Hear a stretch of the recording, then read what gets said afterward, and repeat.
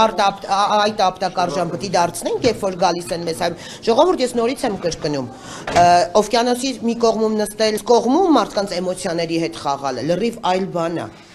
Ես երեք պատահական չէի ասում, եթե կգնան դրան, մենք կգնանք դրան։ Ես ասում էի, որ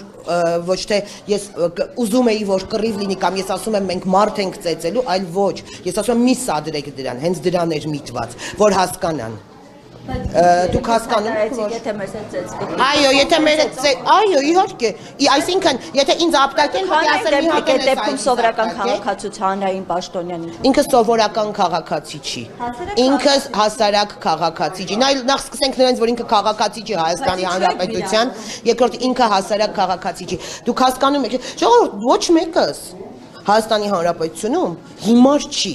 Ոչ մեկը, ոչ քաղաքացին, ոչ ես, ոչ մյուսը, ոչ մյուսը։ Մենք հասկանում ենք, չէ, որ բոլորին ապրելամիջոց է պետք։ Ինքն էլ նման ապրելամիջոց է գտել։ Բայց ինքը իր հանրային խնդիրներն է։ Ինքը իր քաղաքական ու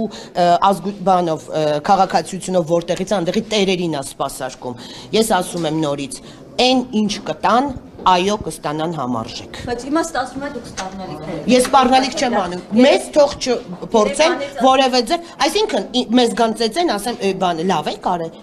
Ոչ, չի կարա ոչ մեկ։ Հանրային Պաշտոնյան, պետք է քաղաքացուց տարբեր։ Ես ոստիկանություն եմ դրա համար կանչել, հիմա կտեսնենք գնացած։